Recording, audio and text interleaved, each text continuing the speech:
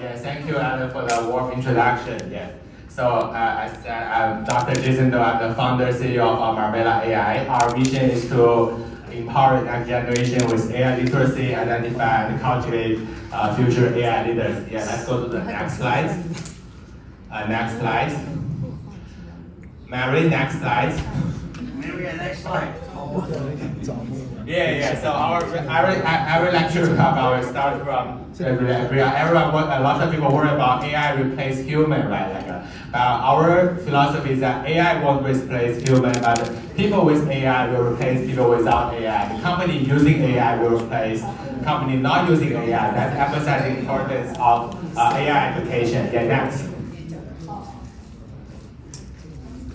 Next. Yes, Jensen Huang are the most valuable company in the world right now. I think if not actively engaging AI actively and aggressively, you may be doing something wrong. Yeah, that's next. As I mentioned, so myself, I've been working in the AI area for like more than 10 years.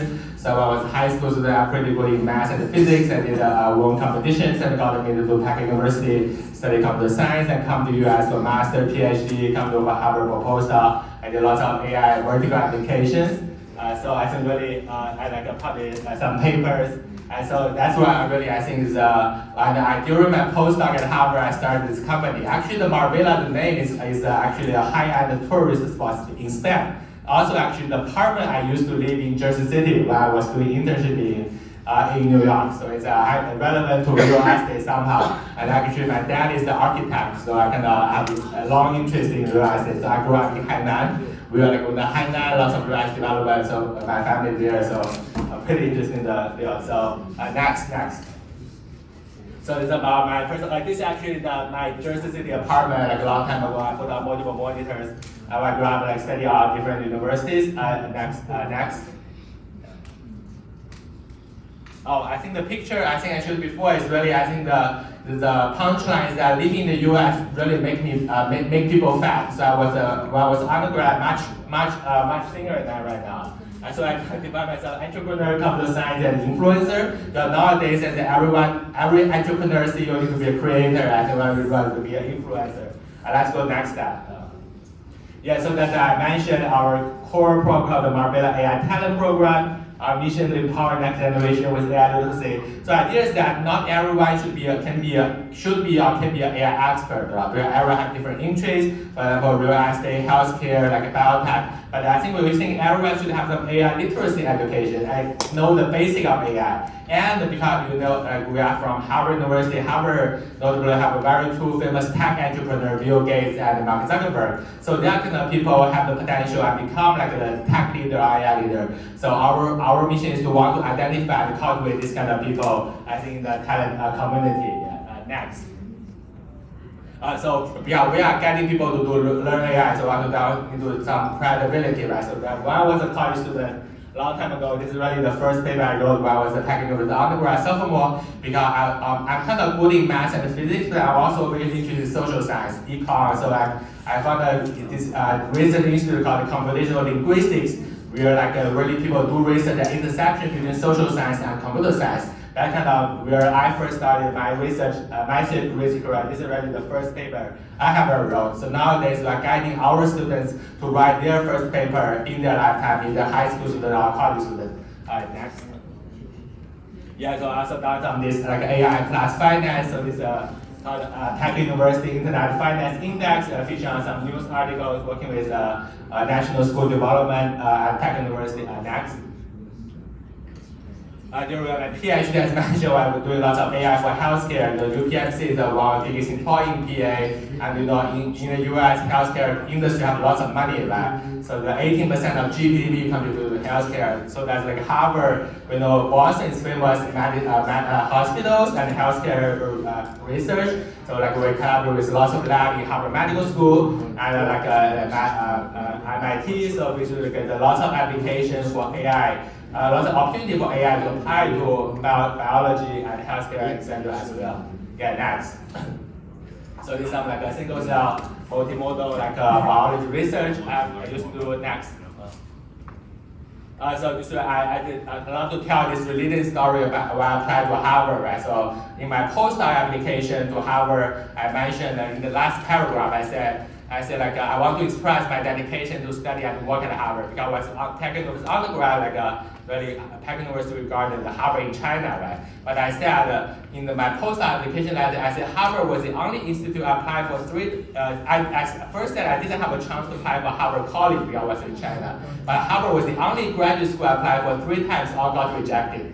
Then I said I believe perseverance is very important to pursue things that truly worth it. I hope my 4th application will have a positive outcome. So that's, I think in entrepreneurship especially really need a lot of perseverance, resilience. Like we just talked to Gloria, I think during the week, I think when Gloria gave me a call, first time I didn't answer, he will keep calling me until I reply. So I think this is also a demonstration of Gloria's perseverance, entrepreneurship to pursue. I mean, I think we're also doing real estate or whatever is not easy, right? Really needs like able to to handle failure. And this actually when I was a junior, it's my first time visiting Harvard. I also put the picture in my cover letter. This time like that's like one of my postdoc collaborators. So this that's professor called Ronald Kieser. He's ranked second highest citation among all Harvard professors. He have like 500K citations. So I asked Professor Kieser, I said, what's your secret of getting so many citations? He gave like a 2-word secret. So can anyone guess what's a 2-word secret? So that sleepless. So actually, when I just scroll down George's friend circle, 朋友圈, also even at his stage, he often like stay up late, working hard. So that's really, I think, a conqueror's philosophy. And why we want to introduce entrepreneurship, as I always introduce entrepreneurship. When I was interviewed for my postdoc position, like the first question my postdoc advisor asked me is, how do you see yourself in 5 years? I didn't really prepare the question, but my intuitive answer is that I said the most intriguing job to me is called founder, chairman, and CEO. But however, this job is very hard to do, requires lots of responsibilities. So I think I need some additional training in your lab. And then the professor said, oh, that makes sense. So then he said, doing research is exactly as doing business. Writing a grant proposal for money is just the same as writing a business plan for money. It's all about, I think, the core is the funding. And why we do education first, I really love the saying from the Harvard education. So education is the profession behind every profession. And we have a very famous Chinese entrepreneur called Jack Ma, who is the founder of Alibaba. He said, so first he was a teacher before he started Alibaba. I think really being a teacher, he cultivated to how to influence people, influence students, right? He built his team. Also, he also had a related story applying to Harvard. He said he applied to Harvard Business School more than 20 times and never got in. But he started a very successful company, many of the HBS graduates didn't able to start. Also, we went to Warren Buffett event together last month. And we found out that Warren Buffett used to be a finance teacher. So we really see that being a teacher is a very good starting of the entrepreneurial career. Yeah. Next. And we have the wonderful result in Boston. So we have I was saying, Yu Ming Ho, we know the founder and CEO of Neural Uncle, also Peking University alumni. He studied, he was talking to us in Boston about the one that used to be the richest person in the world in China, the founder of Xin Wang. When we met in Harvard China Forum, I said, hey, I'm doing AI education. Then he said, I will introduce you to someone. I thought he will introduce some of his employees. Then he said, I will introduce to my son, or my son said, why you want to learn AI? So I think even the richest person, richest person in China want to learn AI, want to send the kids to learn, so we see this is a very big demand and huge opportunity. So that kind of we're original thing and our goal. So our company, our goal was to try to be the new Oriental in the AI age. So now we realized that the goal is not too big, it's too small. Yeah, we found Neural Uncle only have like 3% of market value compared to Meta, another company started from Harvard. So now I go to next. Gloria, no, now our quote is called the 3M story. So the 3M got Microsoft, Meta, and Marbella. So we saw Bill Gates, we met Bill Gates last year. And this exact photo actually taken at the exact day, February 4th, 2024. That's a 20 years anniversary on Facebook. So at that time, exactly that day, I was eating the undergraduate dining hall with my undergrad friend. And he told, and one of my friends said, oh, today is Facebook's 20 years anniversary. Facebook was founded in the Kirkland house at Harvard like 20 years ago. So let's go take a picture at his dorm. So we went on to his dorm to take a picture together. So that time was 2 girls living there. So go next. Next. Yeah, so we have wonderful resources like a Nobel Prize winner. So really, I think we have not only Boston have this leading university like Harvard, MIT, also we have leading high schools like Phillips Academy, Phillips Andover, Groton, like Milton, etc. So really, I think Boston is not the economic center of the world, but really the education center of the world. Right? So I think that's also come to the mission why Gloria started this Boston International Business School. From where Boston is really the world center for education, both higher education and K-12 education. So we do like we give lectures to both locals. We have local students from like New York City area, Boston area, California, Texas. We also train students from and the CEOs from China, so they come to short-term visit. So like David Rubinstein, the founder, CEO, founder and chairman of Cornell Group, also come to really Harvard. I think really Harvard MIT attract lots of the resources to the campus. Yes. Next one. So really, I think go next. So there's some like a product we are developing. Next, go next. So our company will do a lot of different things. So some are like AI agents. So AI agent really hot topic, and it's really everyone. It's not really a hype, but really everyone applying to their jobs. So I went to running like a different workshop to people in different industries. Many of them are small business owners to apply AI agent to their specific fields. Let's go next. So actually, I think we used to run like a workshop in like a Bayside, like a next train station. So we have like a real estate developer, real estate agent, like an insurance agency, like a dental clinic owner, like a biotech executive, like some car dealer come to learn AI with us. They really, I think some of even our professor, like Professor Huang is an alumni association president. I helped him solve like the first AI agent on his local computer, and they immediately feel the AI really empowers them their daily work. Yeah, go next. And they want to learn more. And we realized really because I'm as a computer scientist in 10 years, so many things are so easy to me, but really not easy to. I think many of the people are not trained in CS. So really, I think these people really need the help I will provide. Yeah, go next. So really, I think it's really scaling without growing. Don't always feel people really. The idea is that for the so-called AI native companies, applying AI to all different aspects of the company, running from the sales, operation, marketing. So really, I think just met a guy. I think friends there said they are using AI to generate videos, right? So that we do. But also really, I think really, but pure AI generated video is not like by the platform and not really like the people. So really, how to pursue the human AI synergy, I think really what I'm thinking about every day. Go next. And we have a summer party. I think on Sunday, the day 2 days later in Bayside. So go next. Some event and the workshop we organized. Could you go next?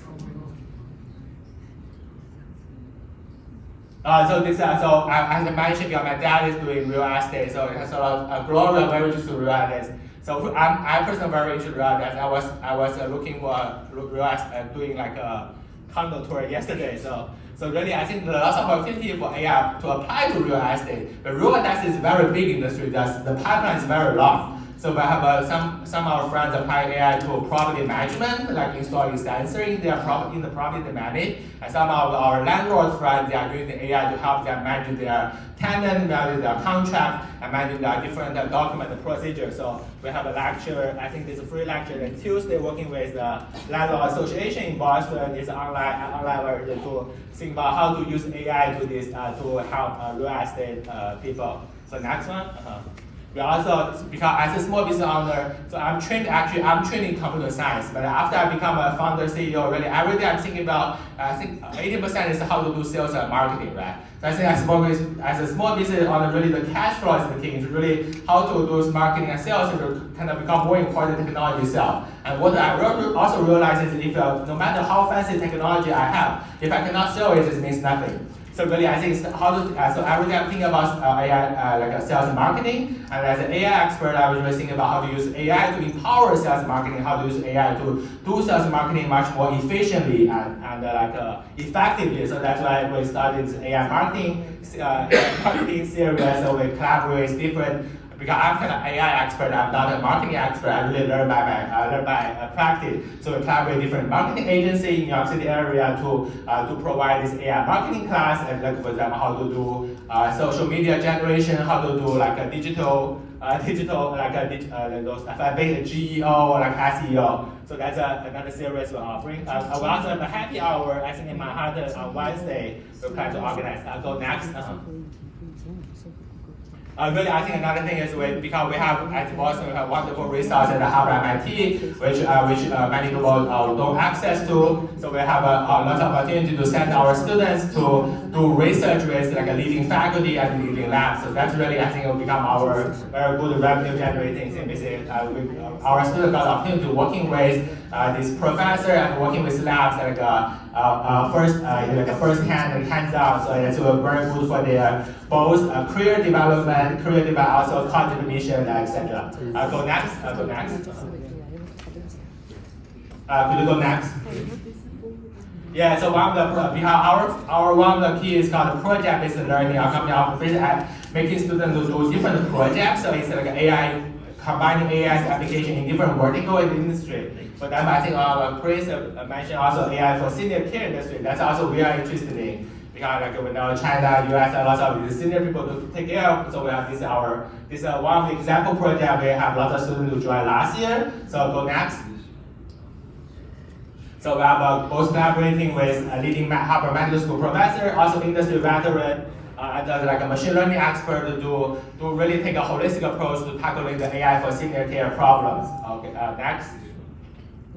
So I'll go next to some details. I think our philosophy is really to drive students' interest because especially students in the US, they are very on their thinking, so they're not like being to force people, being forced to do things. Also, we don't like to force students to do anything. So really want to try to incentive students or to find students intrinsic motivation. For example, we recently have a student got into Columbia University. So the student is very interested in doing research. So we paired the student with Harvard Kennedy School professor doing like some AI policy research. So that student really working hard to 3 a.m. and 4 a.m. doing the research, digging into the data. So really, I think that's coming from this intrinsic motivation, not really people forced to do. So I think this really applies to our education philosophy. We want to have the student interested in and want to do the things itself, but not really who want force them to do things yet. Go next. So really, I think this mentioned like the opportunity next. Go next. Some how to apply. Yeah, this really I think we met students how in different labs. Also, this is a very interesting picture where our student got to meet the Harvard College Dean Caruso, also Cornell alumni. So Gloria has some connection to Cornell. Also, I'm on the board director of Cornell Associated Boston. So I think the dean is very smart. So I mentioned one of our students was applying to college. I say, hey, Professor Ronan, this student is applying to college this year.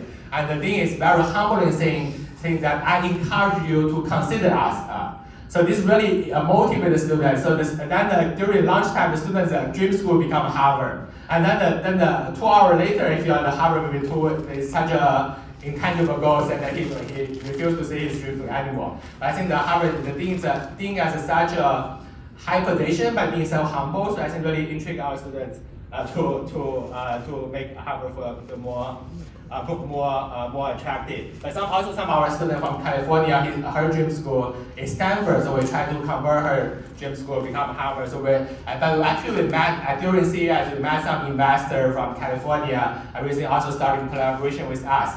But I feel the California people, they don't have as much as good schools, so because we have some students from California, their family are in California, but they send the kids to Boston because Boston has the best boarding school in the US. Also, I think that many Californian people also think like usually the East Coast, the Ivy League culture is really where the US foundation or like the cultural heritage. The West Coast too new, so they still feel the East Coast education are better. Yes. Go next. So really, I think really help our students our personal professional relationship. For example, media labs at MIT. I'll go next. Yeah, and we're also doing, as I mentioned, AI summer camp. So we're running both AI summer camp and the robotic summer camp. I'll go next. There's some AI summer camp, which we're doing a 5-week summer camp from September 6th to August 7th. I'll go next. I'll go next. This really, I think, showing that really professor really teaching our students hands-on as in like very specific details. I'll go next.